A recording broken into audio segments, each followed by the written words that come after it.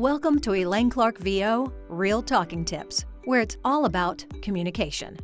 I'm the author of There's Money Where Your Mouth Is, a complete insider's guide to earning income and building a career in voiceovers, and voiceovers for podcasting, how to develop a career and make a profit. I'm also the creator of 2 Elaine Clark apps, Activate Your Voice, 5-minute exercises to strengthen your speaking voice, and Adding Melody to Your Voice, speech improvement instruction and workout. This is the 6th of 52 micro communication lessons. So subscribe and tune in each week to Real Talking Tips for a new communication lesson. Episode 6. Positive Statements. Down Endings. Welcome back. I'm Elaine Clark. In the last 4 episodes, we concentrated on the voice resonators, breathing, vowel strengthening, articulation, and enunciation. Now we're going to address uptalk, the upward inflection at the end of a sentence that makes a declarative statement sound more like a question. There are many theories on where and when and why it became prevalent and pervasive. It seems to work in some countries like Australia and New Zealand, while it may be interpreted as insecure or meek in other parts of the world. For some, it's simply a process of culturally replicating what they're used to hearing. For others, it may be a speech pattern developed as a result of one of the items listed in the My Weaknesses segment in Episode 1. Think for a moment about how many times you have to introduce yourself in business and in social gatherings. What impression does it make if you state your name as a question, "Hi, I'm Elaine Clark," rather than as a statement of fact, "Hi, I'm Elaine Clark"? Or if you're coaching a sports team and add a question to the end of the sentence, "Let's go out there and win"? Sounds more like wishful thinking than confidence rallying encouragement. So let's explore it. Let's explore it.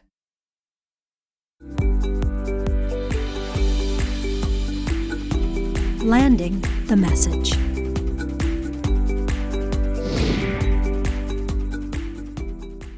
While an upward inflection can be used to imply a willingness to listen to other people's opinions, rather than just your own, many people find that their ideas, advice, or suggestions are dismissed rather than being taken seriously.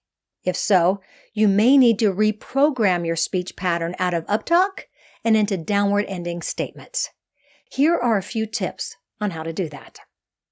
Flip your hand over and point down on the final word. Reverse your melodic speech pattern from starting at a lower note and ending at a higher pitch to starting higher and ending down. Press your hand on your desk or thigh to remind your voice to drop lower.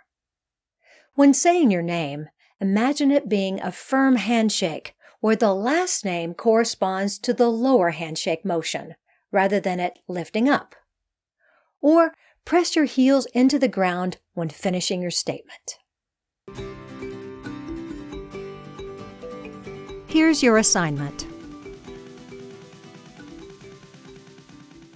First, you need to be aware of your speech pattern. If you have a tendency to state your name as a question, you should definitely work on changing it to sound like you know who you are rather than leaving it as a question.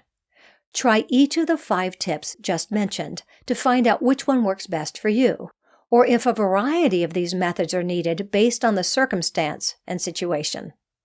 Get comfortable making a comment and letting it land. That means ending it down and leaving it there so the other person in the conversation knows how you feel and that it's their time to respond. If you're brave, ask a friend or family member to acknowledge or count how many times you use uptalk. Then see if the number decreases over time as you reprogram how you speak.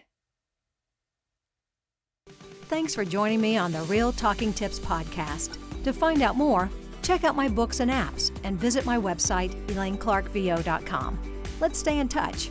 Become part of the Real Talking Tips community.